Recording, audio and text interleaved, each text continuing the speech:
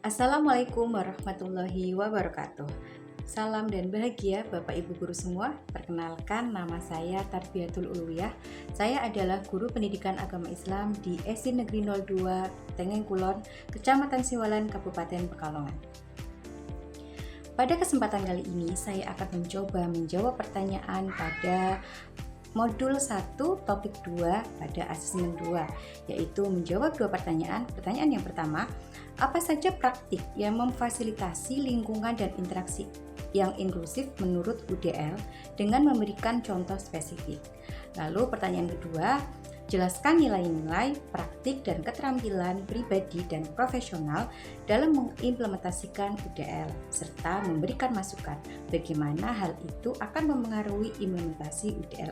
Universal Design for Learning atau UDL adalah kerangka kerja yang dirancang untuk menciptakan lingkungan belajar yang inklusif dengan memberikan fleksibilitas dalam cara siswa belajar dan menunjukkan pemahaman mereka.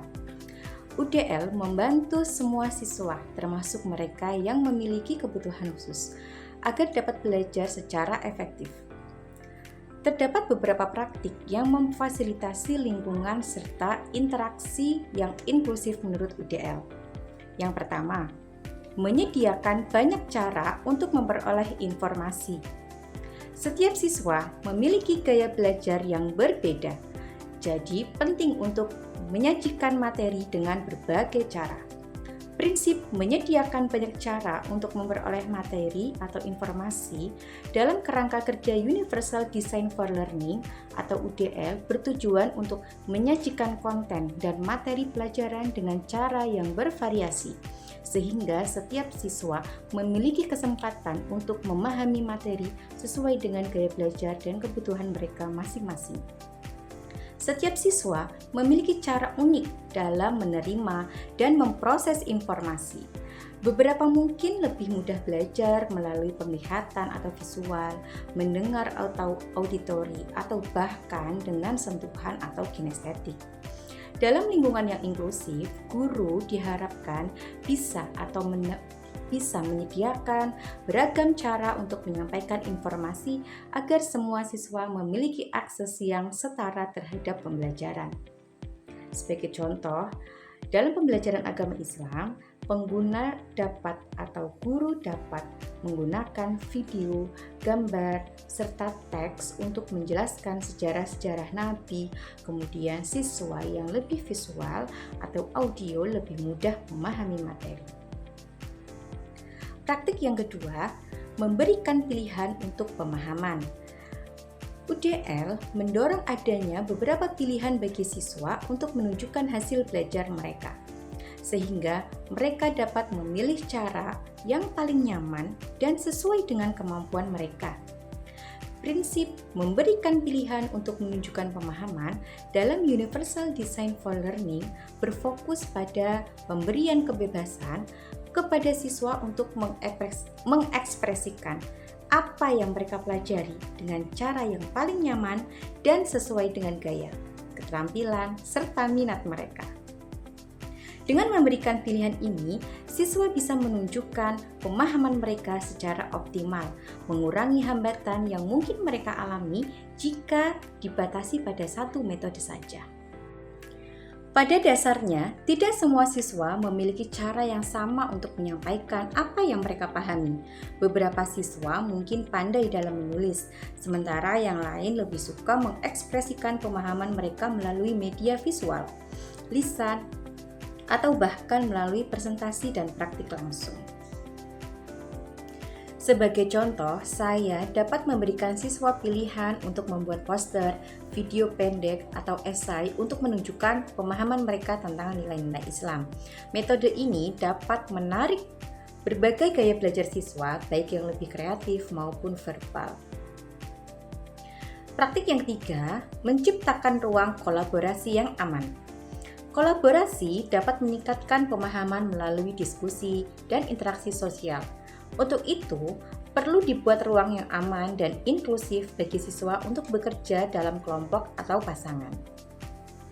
Prinsip menciptakan ruang kolaborasi yang aman dalam kerangka Universal Design for Learning bertujuan untuk menciptakan lingkungan yang mendukung siswa dalam bekerja sama dengan rasa aman dan nyaman. Dengan ruang kolaborasi yang aman, siswa merasa lebih bebas untuk berbagi ide, bertanya, dan mendiskusikan materi pelajaran tanpa rasa takut atau malu. Ini sangat penting untuk membangun kepercayaan diri mereka dan meningkatkan keterlibatan siswa dalam proses belajar mengajar. Adapun beberapa langkah yang bisa diterapkan untuk menciptakan ruang kolaborasi yang aman, seperti yang pertama, menetapkan aturan yang jelas dan menghargai perbedaan, menunjuk peran dalam kelompok, mendorong refleksi dan komunikasi yang positif, menyediakan ruang diskusi yang tidak menekan, mendorong keragaman dan menyambut perspektif yang berbeda. Dengan menciptakan ruang kolaborasi yang aman, guru membantu membangun rasa percaya diri siswa, memperkuat keterampilan sosial, dan memperluas kemampuan komunikasi mereka. Lingkungan yang mendukung seperti itu juga memupuk rasa saling menghargai dan empati yang penting untuk kesuksesan akademis dan pengembangan karakter siswa. Praktik yang keempat yaitu menyediakan dukungan ekstra bagi siswa yang membutuhkannya. Memberikan dukungan tambahan seperti akses ke sumber daya lain atau bantuan guru bagi siswa yang mungkin mengalami kesulitan. Prinsip menyediakan dukungan ekstra bagi siswa yang membutuhkannya dalam kerangka Universal Design for Learning bertujuan untuk memastikan bahwa semua siswa memiliki akses yang sama terhadap pembelajaran, termasuk mereka yang mungkin membutuhkan bantuan tambahan. Dukungan ekstra ini diberikan agar siswa yang menghadapi tantangan belajar tetap bisa mencapai tujuan akademis dan tidak tertinggal dalam proses pembelajaran. Dukungan ekstra ini dapat berbentuk berbagai bantuan, alat bantu, atau pendekatan khusus yang disesuaikan dengan kebutuhan setiap siswa. Kemudian kita masuk dengan menjawab pertanyaan yang kedua. Jelaskan nilai-nilai, praktik, dan keterampilan pribadi dan profesional Anda dalam mengimplementasikan UDL. Memberikan masukan bagaimana hal itu akan mempengaruhi implementasi UDL. Universal Design for Learning adalah pendekatan yang sangat sesuai dengan nilai-nilai inklusivitas dan keadilan dalam pendidikan yang saya pegang. Sebagai seorang guru pendidikan agama Islam, saya selalu berusaha mengakomodasi keberagaman peserta didik dengan memberikan kesempatan yang sama bagi semua siswa untuk belajar dan berkembang. Adapun nilai, praktik, dan keterampilan yang mendukung mengimplementasikan UDL adalah sebagai berikut. Nilai yang pertama yaitu inklusivitas dan empati. Saya meyakini bahwa setiap siswa memiliki potensi dan hak yang sama untuk mendapatkan pengalaman belajar yang bermakna, terlepas dari latar belakang atau kemampuan mereka. Saya berupaya memahami kebutuhan dan tantangan yang dihadapi siswa agar dapat menciptakan lingkungan yang aman dan mendukung.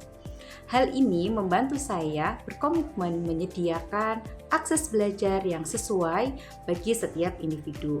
Kemudian bagaimana pengaruhnya?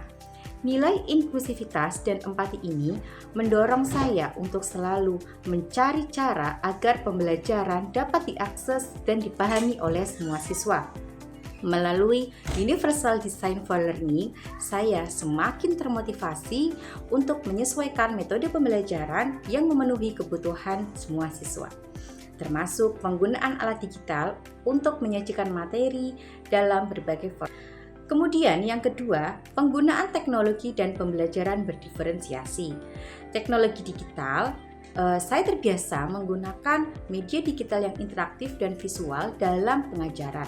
Teknologi ini memungkinkan saya menghadirkan materi secara bervariasi, mulai dari teks audio, video, dan visual interaktif, yang dapat membantu siswa memahami konsep agama Islam dengan baik.